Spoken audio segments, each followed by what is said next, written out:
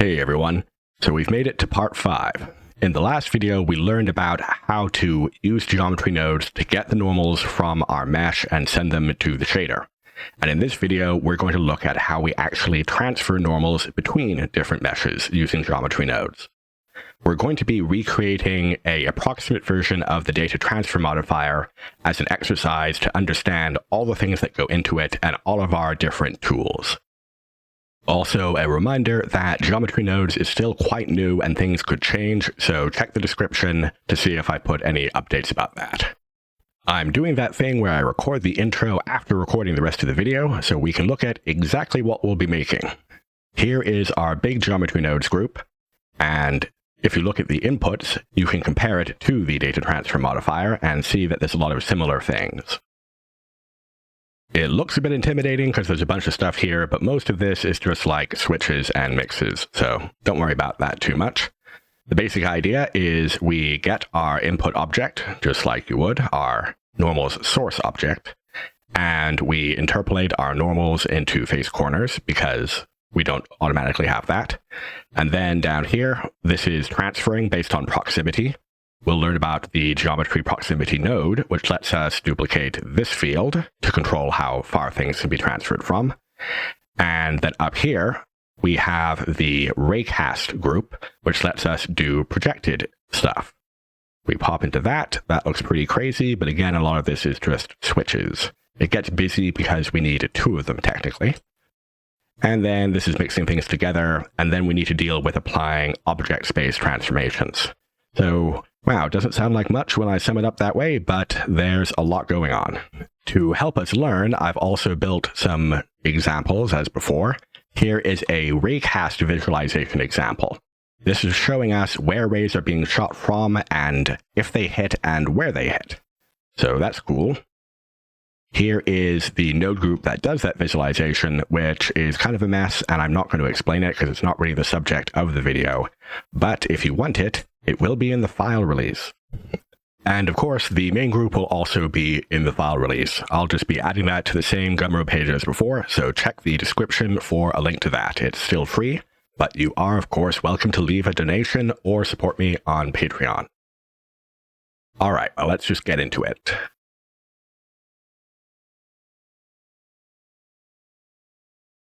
Okay, so how do we actually build a transfer setup in geometry nodes? We spent several videos learning to understand how the Data Transfer Modifier worked and what different transfer setups look like in all these fields, and we put all that time in so that when we got to this point, we would have a good understanding of what everything was. I wanted it to be so that when we started learning the nodes themselves, the only thing we had to learn was the nodes. Trying to understand overall concepts of transfer and normals at the same time would have made this way more difficult. So now we're finally here, and I can just show you what nodes correspond to what things we're already familiar with. We're working in a geometry nodes graph I've called GnCanvas, which is selected as a modifier on the face, which will be our destination object. And we have this simplified face mask, which will be our normal source. So we'll start at the top of the modifier, where we have our source input, where we choose it, which is the object info node right here. We can even plug this into the input, and over here, and there we go, that's looking the same. But something you should note is when we do that, it still has the object selected in the object info dropdown. So that means if you don't clear that manually, as long as you have this node tree in your file, it will keep referencing that object, and it will keep that object in your file, which doesn't always matter, but if you make this group and then import it into other files, it will grab that object too. So it's good practice to clear that object field if you're doing something like this. Now we can look at the geometry output here for this object, and now we see we have 2 copies of it. It is offset from the original position, of course. We can see if we select this object that the origin point is there, and here the origin point is in the middle. And that is what the relative option is for. If we do relative, it counts object transformations. And if not, it doesn't. So, that's not doing anything. But if we put on relative, it is. You can see that they're overlapping. And of course, that's the same as this checkbox here. Next, we'll need the normals from this source object. So in the previous video, we learned how to get those and split them. There's various things we do where we split the mesh, and then the important part of getting the normals is to run them through a capture attribute on point, because the normal node, remember, gives us face normals, and we need to interpolate them into vertex normals, which is point. So we're not going to need this whole group because this doesn't have any normals to split, but we could just put this here instead. But for now, I will throw it away. And now the actual transfer node, which does the main magic. This has some fields we're used to. It's got mapping, just like the modifier. So there's our nearest face interpolated, which is the main thing we'd use. Index means the same thing as topology, and it has nearest options, but you may recall we don't use those. Now, it's not quite the same because it has options for things that we're not going to use for normals, or if we wanted to transfer that data as a different data type. So the modifier doesn't have those because it only has what you would need for the normals, whereas this node is more universal. Now, we've also got some other options that are different. At the top, we have a field where we need to specify what type of data we're transferring. And, we don't need to do that on the node because it's implicit. Then, of course, we plug in our source and what the attribute input is here. Source position, we'll talk about later. And if we go into different modes, like an index, we also have an index field. And this lets you manipulate what element it thinks has what index. And we'll also get into that later when we have a practical example. For now, we're just going to stick with our nearest face interpolated. So the confusing thing about the transfer node is that there's nowhere we plug in the destination mesh. So what determines what that's going to be? And this is one of those things that's just a bit unintuitive about geometry nodes in the beginning, but once you get the hang of it, is really not a big deal. The order of operations for a GeoNodes tree is not entirely linear. So you do have the basic thing of you kind of start here, and then it's going to execute this node, and then it's going to execute this node, and then it's going to output it. But it doesn't evaluate whatever is plugged in here until you get to this execution step. So if we're doing what we're going to do and do that, then what happens is it looks at the incoming geometry, then it gets here, and then it evaluates this for this geometry. So it's this socket for this geometry, and this socket is transfer something from that geometry. So this is a fancy way of saying that the destination object is determined by whatever node is going back and checking and getting this information. And we don't even really need this capture attribute node. I just put that there to make it easier to visualize. The output node does the job too. And on our output node for the normal socket, it's the same as our setup from last video, where it's on face corners mode.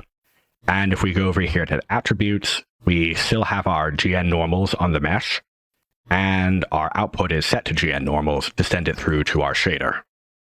And if I pull in my materials off my other screen, it's our same materials from last time. So we're viewing the attribute on the face, and we're viewing regular normals on any other geometry. So there's our attribute normals. And they are coming through from here. So transfer successful. And this is all there is to the basic transfer. This is the equivalent of the nearest face interpolated with default settings as we've mostly used it so far.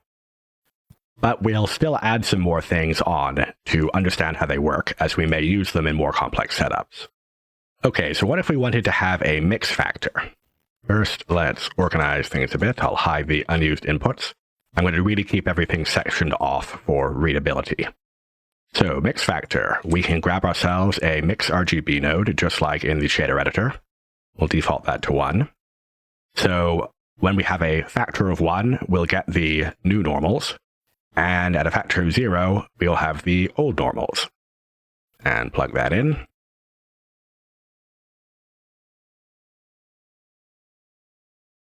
And we're going to need to capture these.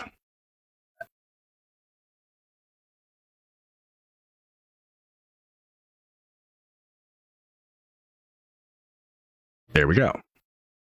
Now note again that it actually did work just fine having this plugged in. It's going to give us the flat shading, But if you remember our order of operations, that does work.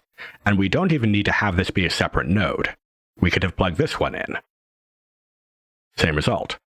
And that's because, remember, it's checking this, and then it's going back, and when it gets to this normal node, it's doing the normal node for this geometry. And then when it's evaluating this tree, it's doing the normals for this geometry. So you don't have to use a separate node like this, but I do this for organizational purposes, as it's just a bit easier to keep track of. And we can also drag that mix fact to our output. And there's our vector. We're slowly recreating the same thing. But unlike here, if we want to set a vertex group, instead of it being its own field, we click on here and then we select a vertex group. All right, what other features might we want? So I mentioned that this object transform toggle is the same as original to relative, but there's no input on the object info node to control that. So if we did want this to be an option on the node itself, how would we do that? Well, I'm going to delete this nice frame I just made. Here's how we do that. We're going to duplicate the object, and we'll have a copy that is set to relative. And under utilities, we can use the switch node. It defaults to geometry, and we set it to be, if true, which one is it? It is evaluate source and destination meshes in global space. So that means true is original, and false is relative.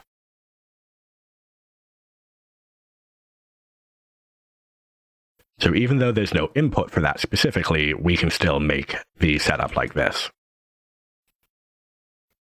And unhide and drag that to the input.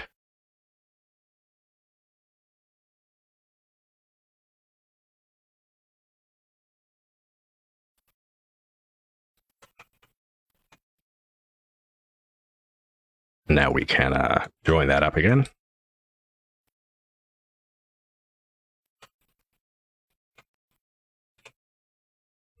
Okay, how about this one, the one that inverts the vertex group?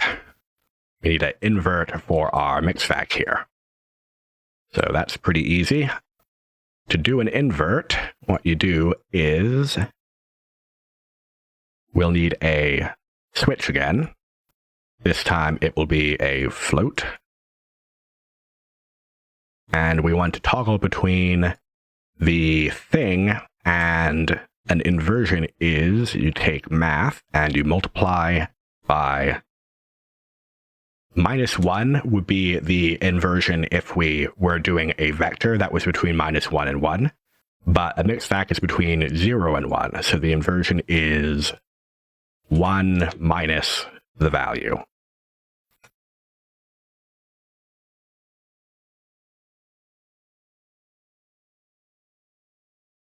And there's our other switch.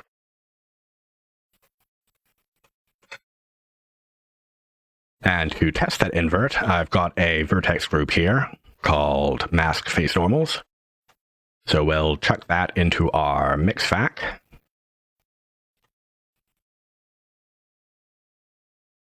And the easiest way to preview it is just to plug it into here. So there's our black and white mask. And if we change the value for invert fac, now it's inverted. Now it is a bit annoying that the Boolean inputs on the group are either 0 or 1. I wish it was actually a checkbox like you have on the nodes themselves, but that's just how it is for now. I won't actually leave that on there though. We'll clear that because I'm not interested in masking anything right now.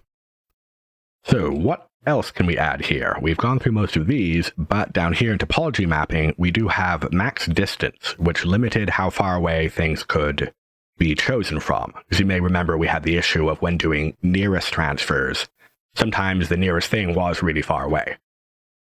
So how do we implement that? We can use the geometry proximity node. But this node is a bit confusing because, again, we have some weird order of operations stuff, and there's a bit of history here. So what this node does is it checks the distance or gets you the position between two geometries. But again, it only has one input. The input on here is called target. instead of source. But actually, it's the transfer attribute node that is different, because this used to be called target in 3.0. I'm using 3.1 here. And they changed it to source because target is confusing. When doing a transfer, the source and destination make sense, but if it's just target, it's kind of ambiguous. But this node and transfer also have fields called source position. So if target is target, then what's source? Well, source in this case meant destination under the old naming convention. So what you plug into here is actually your source geometry. And if you use this field, it's something from your destination geometry. But they changed the naming convention only on here, and they never changed the name of this socket. So it's just a total mess right now, and it'll probably be fixed in 3.2, maybe by the time you're watching this video. But yeah, we'll get to that when we actually use these source position fields. But for now, what this means is that we do that. And then when we do this and render, it's hard to see, but if you can see that gray, what we're looking at is the distance between the source and destination, in this case per point. And we can see that as we get to the back of the head here, it's getting lighter because from here to the nearest point on the source is pretty far now. So we won't use it yet, but what this source position is for is if we wanted it to evaluate the destination geometry as if it was in a different position than it actually is. So that will be useful later, but we're not going to try it yet. For now, all we want to do is do a check, where if something is too far away, then it doesn't get the transferred normal. We will use a utilities compare node again. And in this case, we're going to want a less than, because this is maximum distance. So that will go in there, less than 1. Let's see what this is actually giving us to make sure we get it right. Okay, so right now, everything is, the distance is less than 1 apart.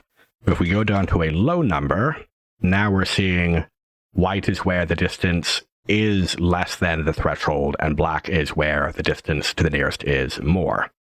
So we want to keep maybe the back of the head out, but we want to get the whole face. So that'll be fine for now. We're not actually going to try to use this right now, but we're setting it up in case we cared later. And instead of points, we could do it based on edges or faces, but it's mostly going to be the same thing. And this will be a mix between the transferred and base normal again. So that will go in our mix fac, and this is getting to be a bit of a mess. So where this is white, yes, we want the transfer normal, and the rest we'll keep the base normal. I think we want that to be in that order to be correct. And let's see, we're seeing our base normal on the face right now, but that's because I forget I left the invert fac on. So there we go. At 0.2, it's masking off the back of the head, and at 1, it's not. So we'll leave it on a default of 1, and we can also add that to our input. Well, let me clean this up a bit. Okay, so I've cleaned it up a bit. I've given us the max distance as an input. I've also added the Boolean switch for if it even checks the max distance. Now, we could just turn up max distance to a really high value and then the check wouldn't matter, but they do have it on the original data transfer node, so it must be there for a decent reason. And I was thinking we can check the performance to see if it matters. So with performance enabled, we can see the performance for each frame for nodes that do major things. We don't see performance on like these math nodes because that contributes to the final performance of the node where they're actually calculated at. It's that order of operations thing again.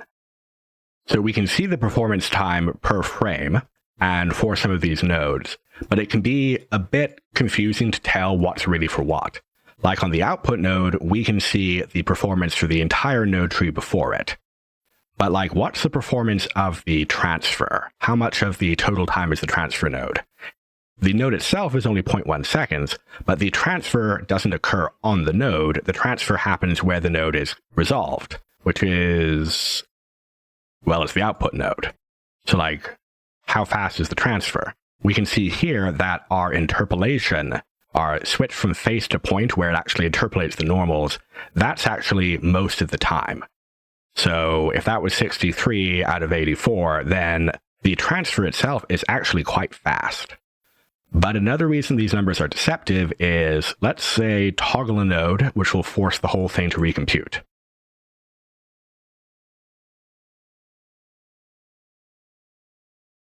So it's not exactly the same each time we do it. So is our limit distance and max distance really making a difference? Right now it is limiting the distance, and when I turn it off, it goes down. It's actually faster when we're not limiting. Back to 75, down to 80, 79, 68, 67.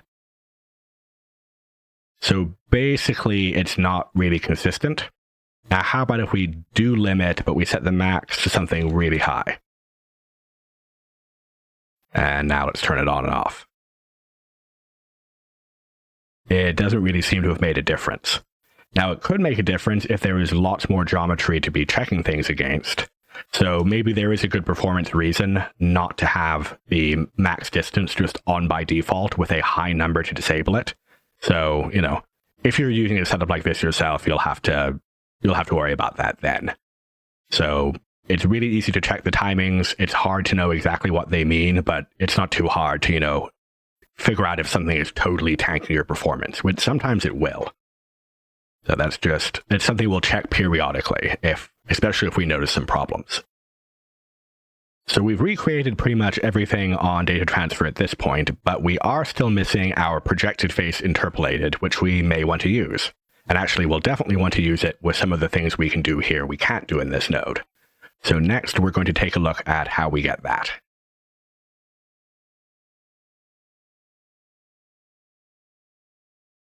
To create projection mapping, we use the Raycast node, and to help us understand it, we have an example with some squares. Here is our main object that our geometry nodes are on, and then we've got a target with several planes at different angles. That's being brought in here, and it's set on relative. The Raycast node does exactly what the name says. It casts rays. It casts them from the geometry it's being calculated for, which will be whatever we plug it into, and it casts them in the direction specified by this vector here. It does one per mesh element, which will be points. I think it's always points, but I'm not sure. And if any of those rays hit the target, then it gives us information about them. So we'll plug that in, and I've got the material set so that this debug viewer is going out. So anywhere there's a hit, it will show as white. And right now there's nothing because our direction is -1z, which is straight down. So let's change that to -1y because there's something there. So now you can imagine if we drew a line from each vertex of here down the y-axis, if they are hitting something, which they are, then it's going to return a hit. And if we move this around, since we're on relative, we can see that in areas where some of the vertices would overlap the background, then we get no hits. And if there's a hit, we can also get this other information. The hit position is the location in space that the hit occurred. So what we're seeing color-wise on here is where the hit happened over here on this plane. The normal is the normal of whatever it's hitting at that point. The distance is the distance to the hit point, and the attribute would be whatever we plugged in over here. And this node is implicitly a transfer node for this attribute. So if we plugged in, index here and set this to integer and all that, then it would give us the index of where it hits. Or we can use this for any custom attribute. You normally use normal for the direction. So it casts rays based on whichever way it's pointing. And now if we rotate it, we can see it starts picking up other things. But of course, all of this is pretty difficult to visualize, so I have built us a setup to make it easier. So we're going to plug that in there. It needs this information. And now what this is doing is it is creating a line between the geometry and the hit location. On the hit location, it's putting a diamond, and at the beginning of the line, the point it's being cast from, it's putting a square. So now it's really easy to see what's going on. As soon as this moves off there, then it's projecting past it. And I've set this to have a maximum length of 1 for non-hits, but actually the ray length is 100, so it checks way further than this. So as soon as we get there, it's picking up another one. And this perfectly corresponds to us seeing this lighting up as white where it has a hit. So now I've set the material of the target to display its normals, and we're looking at the hit normal. So this is the normal of the surface where the ray hits. And it doesn't match. And it doesn't match here either. So we've got two problems. The first is the back-facing issues that we've mentioned in previous videos. On our geometry nodes object, it's the same thing on both sides, whereas on the target that's getting rendered in the shader, it's got different things on each side, and that's because the shader recognizes back-facing normals. You may remember in our material setup we use, in this attribute normals group, we have our invert on back faces. So let's enable that, and it's fixing the problem. But this still doesn't actually match. The culprit is the way I've been transforming the object. I've been rotating it in object mode, and that can create a bunch of issues. We're familiar with original versus relative for the target geometry, but transforms on the object that contains the GeoNode setup can matter as well. So instead of rotating the object itself, we'll grab the transform node, and this rotates the geometry inside the object. This is the same as using like an armature or various mesh deforms. It's the object doesn't have any rotation, but the mesh inside has been moved, and now it lines up just fine. So what exactly is going on? Let's turn off that transform, and we'll get our 50 degrees of rotation on Z back. And if we grab a vector rotation node set on Z, let's rotate the normal after it's been calculated. And I'll rotate it by 50, and it lines up. Let's make it even weirder. I'll set the target to original, and now rotating doesn't do anything. And this one's actually pretty easy. If we disable the real target object and look at the version that's been brought in by geometry nodes, then the problem is that we're rotating the whole object. And since we don't have relative on, then, well, nothing's changing. And you can see that even though things are moving around, the normals don't update either. And that's because the object rotation is just happening to the entire space.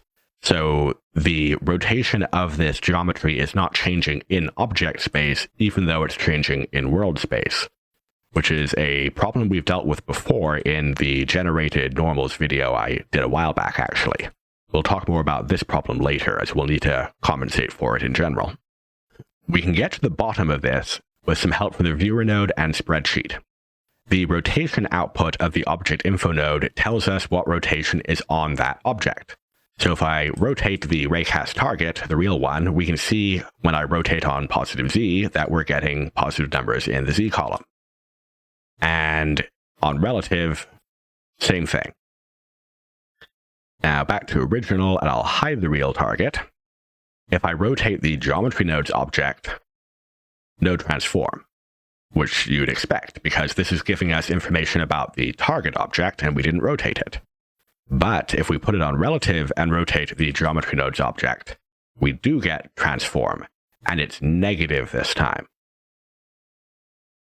What we're observing here is the inner workings of the relative mode. When you transform an object, everything inside gets the transformation, because you're changing the object space. But with relative mode, we're wanting geometry in the object to stay in the same position, to keep its relative position. And the way that's accomplished is any transforms done on the object, the inverse is done on the relative geometry. We could actually achieve the same thing by leaving this on original, but we'll get another object info and point it at our Raycast destination, which is the object we're already on, actually. And now we can come in and set up a transform. and transform it by the rotation of that object, but we will need to flip it.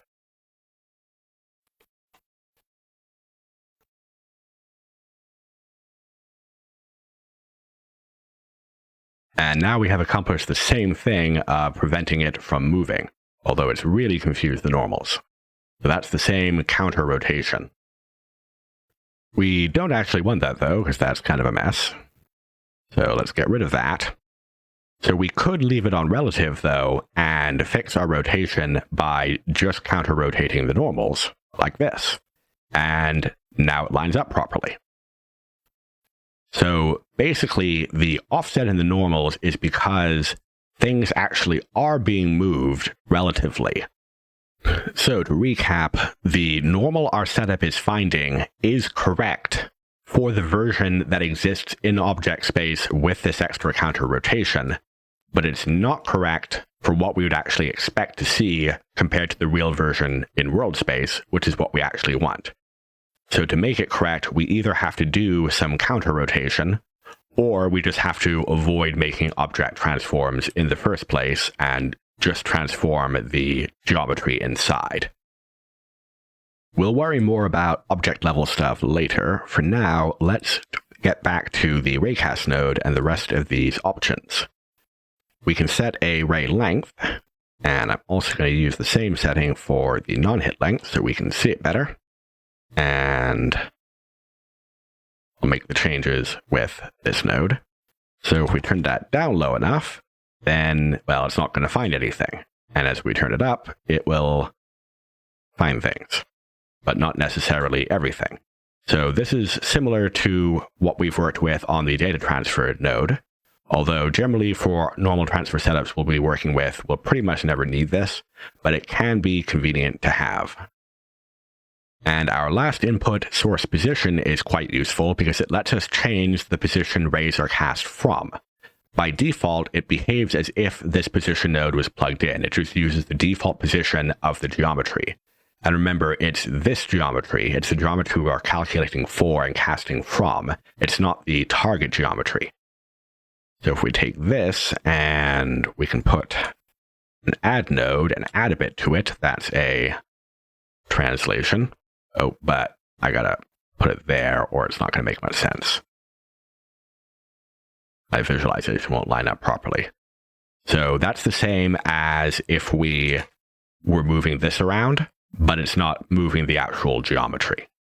So you could transform the geometry, do the cast, and then transfer the result back to a non-transformed geometry, and that would be the same thing. And we can also do other transforms like scale it. So you could also do things like cast from a more complex angle, like we could define a point and say, use both that location and a custom direction to do all sorts of weird stuff. We'll get to that in some example setups later.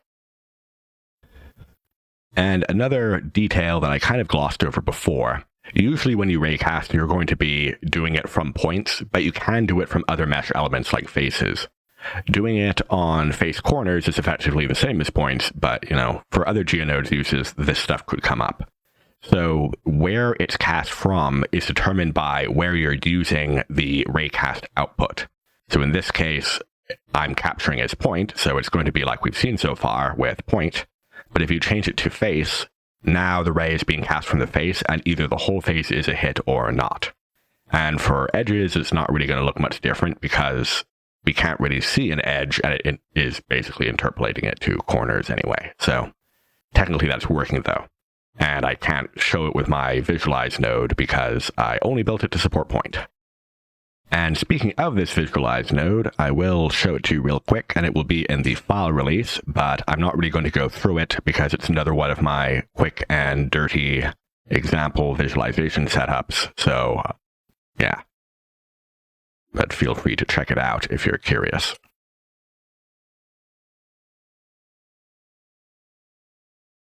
Let's get back to our main face model and see what Raycast can do for us there. First, let's cast to this plane. Right now, we're taking a look at what hits we've got on it. And we can visualize this but it's going to be a bit of a mess because there's just so much more points on this head. But yeah, that's kind of a line soup there. But we can see some interesting things, which is, since these rays are coming from normals of the face, some of these faces are spitting rays out at a pretty wide angle. And things that we would think would hit in a certain spot, like on the nose, we kind of think, well, it's the nose, it points forward. But really, the sides of the nose are pointing all the way off here. They're pointing so far to the side that they're not even getting hits at all on this plane. The plane would have to extend quite a lot. So we're not going to keep looking at this, but basically there's a bunch of angles going on in this face that aren't really what you'd think about at first. So we're back to our face mask now as the inputted object, and let's see what that's giving us. Here is our ray hits, and there's not a whole lot of them, which isn't actually weird, because if we return this to the center, you can see that most of the source object is actually clipped into the head. So the rays are being shot out of the head's normals off the surfaces, and so they're not finding anything, actually. But this is kind of a problem, because I guess I could fix this by, moving this forward a bit, but that might desync it, or there might be some reasons we have objects clipping in. And basically, the problem is that we're only raycasting in one direction. Let's try flipping which way we're casting, which is pretty easy. We just multiply our normals by -1 in all axes, and now we're casting backwards from the normals, and we're getting tons of hits. And we're also getting hits on the back of the head, and that's because these faces, they're casting this way, and they're still hitting the mask. But if we check out our hit normal, things are pretty wacky. And that's because, this face here, it's raycasting this way, and it's going to be getting a hit, down here somewhere. So we're getting hits, but it's a mess. To solve this problem, I have built a node group that casts rays in both directions, and it does this by using 2 raycast nodes, one in positive, one with the flipped direction, and then it mixes between them. So if it hits in the positive direction, it's using that data, and if it doesn't hit in positive, it hits in negative, it's using that data. But it is possible to have collisions where you get hits in both directions. So I've set that group up instead. Here is areas where there's a hit at all. And note, some parts of the mesh don't hit at all, and that's because, it's like the ears and the neck that stick out too far. Here's our positive hits we saw before. There's our negative hits. Hit normal. And we can see that there are some problems. Also, we can also see now that the hit normal is not interpolated. So instead, let's go ahead and capture our normals properly. And we can now use that as the ray direction, which will give us slightly better results because now the direction is interpolated. And then we'll also capture normals on the source object, which can be the same node. And we'll use that as the attribute. And let's take a look at the attribute instead. And now we're looking at the interpolated normals, which is what we actually want in the end. Things are pretty crazy on the back of the head, though. So now we can go inside and look at some of these, and we can plug any of them in. So looking at the normals just on the positive direction hits, it's a bit hard to see because we're not looking at absolute, but it's working correctly in the spots it's picking up. It's a bit weird because there's places where only a single vertex is hitting, and then it's spreading out everywhere. So that looks odd, but it doesn't really matter. If we look at the negative hits, then we can see that those places are missing, so when we combine them, they fill each other in just fine, which is, what we're seeing there. We can't even tell there's a problem. But there is some weird stuff going on here, like what is this happening on the nose? This normal is so weird because it's being pulled from way on the back of the source mesh. If we put this here, we can see that it's a negative hit and it's inside. So if we try to draw a line from that face, it's a bit hard to see, but given that angle, it's coming way back here and hitting down there, which is just a normal that has, no business being in this area, which is why it looks out of place. That belongs down here or something. So that's what these bright mismatched colors are. And to make it even more complicated, this area that I've marked with a 3D cursor, this is a hit in both directions, hit in positive and hit in negative. And that's because in the positive direction, it's poking outside the transfer mesh, so that's getting a hit. And the negative direction, it's hitting the back of the transfer mesh. If the transfer mesh didn't wrap around, this wouldn't be possible, but it is, so we need to be able to resolve it. If we didn't have to worry about a collision like this, we could combine the normals just by adding them together, and that would work everywhere except where we have double hits, and you can see those problem spots. So we need to mix between. And this isn't difficult because we have the hit distance. So we can use a mix, or in this case a switch node, which is like a mix RGB, but only for a true-false. There's no factor, so it's a bit more efficient. So in this case, we're using whichever one has the shorter hit distance. So for the greater than node, it is true when the first input is greater than the second input. So when A is larger, which means the negative distance is shorter, then it will use the second thought on the switch node, which is the negative raycast. So that's nice and simple and takes care of any double hit problems. So we do still have some other oddities, like the back of the head, since it's grabbing normals from like the front down here, or this is grabbing them from up there, and that's, not what we want for the back of the head. We could try to control that with the ray length. If we turn it down enough, then, it can't get to it. It takes about, that much to start picking it up. But actually, I'm just not going to worry about this at all. If we were using nearest face interpolated, then these would be getting like all one color, unless we ray length that too, I suppose. Or proximity'd it, like we looked at earlier. But in general, my plan will just be to mask out areas that aren't going to be touching the transfer object with like a vertex group or something. So I'm just going to leave that alone. So our other problem is the nose here. And if I turn on the full shader, it might look familiar because we've seen it before. This exact thing was happening to us with the real data transfer using projected in like our second or third video. So I guess we've done a good enough job of recreating it that we're running into the same problem. And if you recall, the problem is that the nose is sticking out of the source mesh. So the positive rays aren't finding anything. The negative ray is, but if we follow this angle, it's actually going to be hitting on this side, and vice versa. So it's kind of inverted this.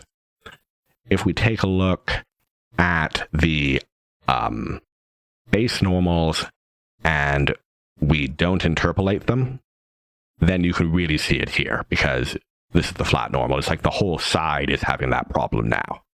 But the interpolation smoothing it over is fixing some of that at least.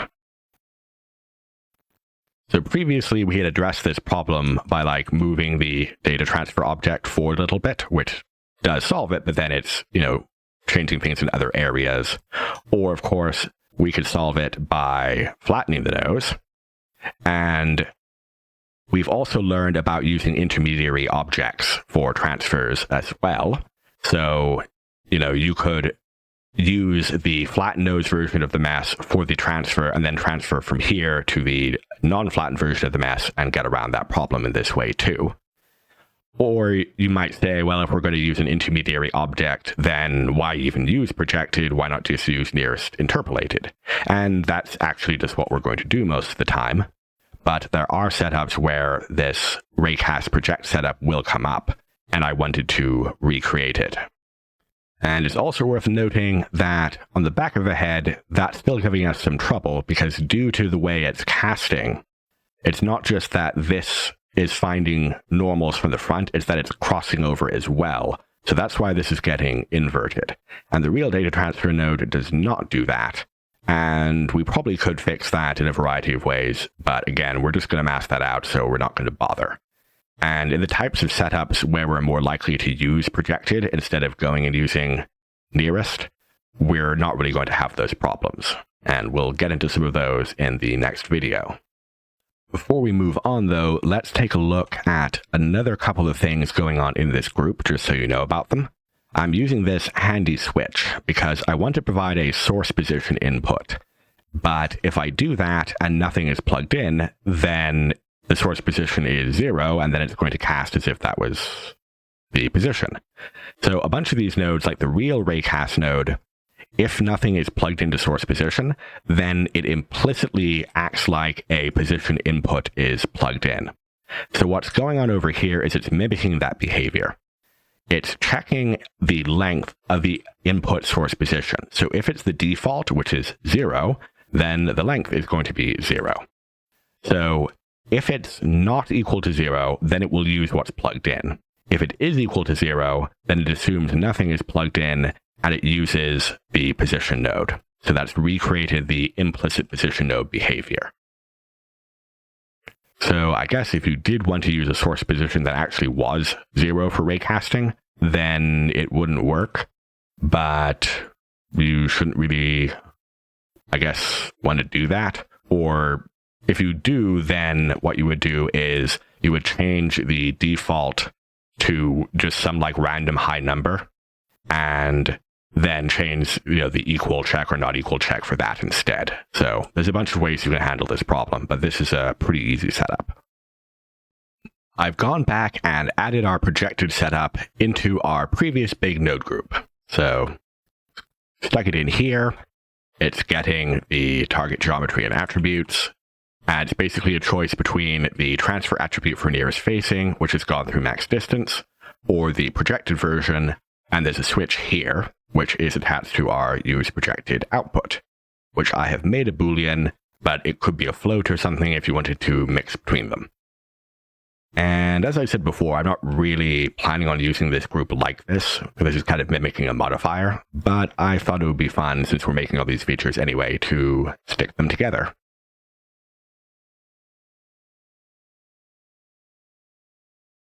Okay, so we've mostly been talking about how to work with geometry data so far. We've got multiple geometries within our node graph, and the node graph is on an object. But let's talk about the object level issues. And we actually have gotten into one already, which was that whole counter-rotation thing. Even with very simple setups, like just getting the normals of a mesh and outputting them like we built last video, we can have problems. I've got 2 copies of Suzanne here. This is set to copy the rotation of this, and one is showing the real normals and one is showing our geometry normals. And they're not the same. The renormals are changing as things rotate, and then our geometry nodes normals are staying exactly the same. So this is an object level rotation. This copy rotation is that object copying this one. But if we do a mesh level rotation, like 4, with just a transformation node, then they're both behaving the same way and there's no problem. And this is what we get if you're changing things with basically any modifier, because modifiers work on meshes, not objects. So if you're using an armature or anything other than literally rotating the object, will behave properly. So what we're looking at is an object versus world space problem. Our normals are telling us what direction things are pointing in object space. And initially, object and world space are aligned. Once we start rotating it, though, in object space, it doesn't know that they're pointing in a different direction, because the normal data is on a mesh level, and the transform is an object level, and the mesh is within an object. You can think of it like a container. So, you put something in a box and you rotate the whole box, and any given thing inside, its frame of reference of being in the box hasn't changed. In the real shader, what's happening is there is, as part of the pipeline, it adjusts the normals to be world space. It's reconciling the object transform. So we need to set that up. If you watch my older generated normals video, then you'll probably remember this part. What we need is access to the object transforms and then to modify the normals based on them. We need to be able to do rotation, and if you're using it, you could do scale as well. We can see if we scale both these objects that the real one, things are being changed based on the scale, because the scaling is going to change the angles things are at, so the normals need to be updated for that. But location doesn't make any difference to normals, because they're just angles. So in geometry nodes, we can get access to any object's transforms by the object info, as we also mentioned before, and we just need that rotation socket. So we take our normals and we rotate them by what's coming from the rotation socket, and now things work. And we could also set up a scale based on the scale socket, but I'm not going to bother doing that because you'll basically almost never use that. So that's not a hard fix at all, but it can get complicated and you can get some confusion if you don't do this in the right place at the right time and the right order of operations. And also it's kind of annoying in geometry nodes. We have this object info node, but we have to target a specific one. We can't tell it use the rotation of the object that the geometry nodes are on. They don't have that information. Maybe they'll get it in the future. It would be nice to have that, but it's not an obvious property because the geometry nodes are just looking at the data within the object. They don't know about the object unless it's specifically being told about them. So, hopefully someone will code that, but a lot of use cases don't use it, so that's why it's not already there. And this doesn't only have to be done in geometry nodes. As before, we can go do it in the shader node instead with an attribute. So over here, on the object's data here, I've added a custom property that I've called object rot, and these are drivers that are pointing to the rotation that the object has. So that's easy to make. You just do a right click, copy this new driver, and then come down here and paste it, and you do that for each of these. Then in the material, we can use object rot property. In this case, it's object level. And then we just do the exact same thing. You plug that into a vector rotate. And now everything is working properly again. So here's the object info and rotate in our main setup now, with the input of transform source. And we could use a driver setup here, but there's just no point when we have the object info node. So if it's not pointed towards anything, then there's no additional rotation, so it doesn't do anything. And usually we'd want to use this pointed to the object that this is being run on, and now it works. If we compare it to a copy of the head, that's the base normal, but you can see that it's doing about the right thing. It just looks funky on the back of the head because those normals are all messed up because I didn't mask them out of the transfer. So when you do use something like this, you need to make sure you do it at the end of the network most of the time. It can get weird if you have a complex chain of objects building up your transfer, or if you're bringing in things from multiple sources. So the way you have to think about it is, what object transforms do I actually need? Like if this was a full character with the full rig, would I even want this step? And the answer is probably no. And if I did, it wouldn't be pointed at the head or body object. On a full character, you're going to have a full rig, and it's primarily the rig that deforms the body. You don't go and grab the body object on its own. And if you were wanting to rotate, like, say, an entire character on a object level instead of just the rig, like, if you had an empty that the entire setup is a child of, which is pretty common, then it's actually that empty that you'd want to use as the object rotation target, because that's the object rotations that you might actually have. Another object level and sort of organizational issue we need to think about is modifier order of operations and source objects, especially if we have several, which we will in more complex setups, and like rigging and things like that. So right now, this geometry node setup that's producing the normals is at the end of our modifier stack. But what happens if I go and change the pose of the face with the rig? It's not working. And that's because the rig is changing the head, but it isn't changing the transfer object. So they're desynced and the transfer is wrong. Okay, well, no big deal, right? We'll just put our geometry nodes before the rig. So we get the normals, and then the rigging happens. No problem, right? Well, yes problem, because now we're going to be reintroducing issues that come from deforming the mesh after the normals. which is the whole thing we want to get away from. That's like half the reason we're even doing this. So that's no good. And also now we are before our subsurface modifier. So if we were running subsurf, then we'd be subdividing after our transfer, which can also cause a bunch of problems. So we do basically always want whatever group is managing our normals to be the very last.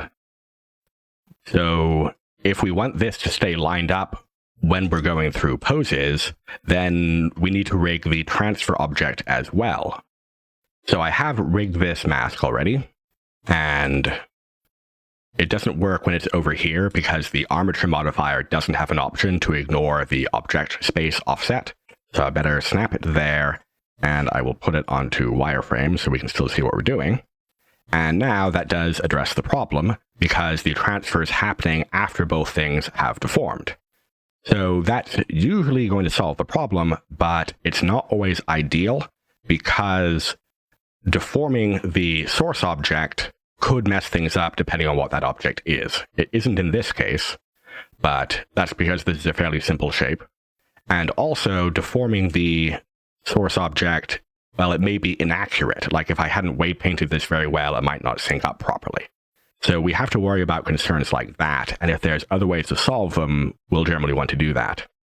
As we get into more advanced setups in the coming videos, we'll be keeping an eye on this problem. We won't always solve it this way as we have other options that can be more reliable, but that's why we want to make sure all of our normals affecting stuff is last in the modifier stack. And there can be more reasons to think about order of operations and where we do what operations within our sort of pipeline. You can think of, right now, our pipeline is fairly straightforward because it's all here in this one node graph. We have our destination object, we bring in our source, everything is being done here. But it doesn't have to be done here only. So here we bring in our normal source and we have to deal with like the object relative original stuff.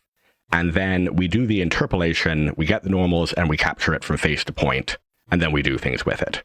So can we do these steps on the object itself instead? And the answer is yes.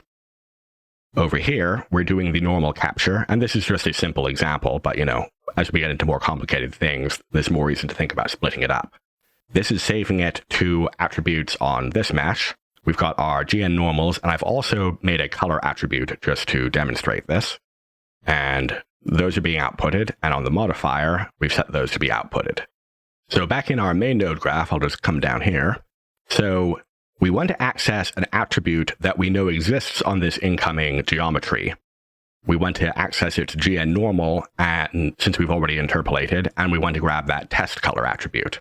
So how do we get those without having to do it again? If I make a new input, then on that input, I can go over here, and I can select GN normals. And if we have the GN normal for the main head, there's nothing in it before the geometry nodes runs, so it's just showing us black. But if we change and we're looking at the geometry of the incoming item, then there it is. That's the already interpolated normals that we wrote over in this other node tree on the other object. And if I unpin this, we can come over here, and if we unplug that, then they're gone. This is still rendering normals because this is the base normal in the material, so don't mind that. And we can also access things that don't exist on the object the geometry nodes graph is on. Doing that is a bit weirder, so I've made an input for color named test, and if we want to decide what goes in it, well, I'm not going to scroll through all of that, but if I search for test, it's not coming up because there is no attribute called that on here. That's only on the other one. If I plug in this geometry instead, and then I try to input it, still no luck. But I can just enter the text. It doesn't stop me from doing that. And then when I plug this in, there it is. I go back over to that node tree. That's working. Of course, it still isn't going to do anything on here because now you're looking for an attribute that doesn't exist. So I'm not actually going to change any of this stuff right now, and I'm going to get rid of those inputs, in fact. But I've shown you that because it is good to know that we do have this flexibility of deciding what parts of the setup we're going to do where. Because depending on what you're doing, and if you're dealing with a bunch of different objects, it can make sense to do as much of the math or whatever on the object and then send just the result, because then that saves you on having more complex node graphs on your main object. And of course, if you're doing something on an object that doesn't need to be continuously done, like if you're transferring from something that doesn't deform to something that does, or you have to deal with issues like that, then you can make the setup and then just apply it and save yourself the processing time. I think that will about do it for this video. We've covered most of the basics of transferring within geometry nodes itself. So we know how to get our normal, and we know how to move it between objects in a few different ways, and we have a good understanding of the general tools and issues. In the next video, we'll be getting into more complex transfer setups. We're basically going through the same process we did with the Data Transfer Modifier. But in that one, we ran into lots of limitations, and now we'll be able to deal with those problems. So we'll be setting up a pipeline to get from our source to our destination, but as before, we pipe through intermediary objects that are in better positions and states for doing the transfers. But since we're in geometry nodes now, we'll be able to do it all more automatically, under the hood, cleaner, and in a way that is reusable. So look forward to the next video. And in the meantime, I'm going to toss this up onto the Gumroad page. It'll be the same Gumroad page as before, so it'll be multiple files under the same product. So look for it there. And of course, you're welcome to leave a donation. And if you're enjoying this, then please consider supporting me on Patreon. Thanks, and I'll see you next video.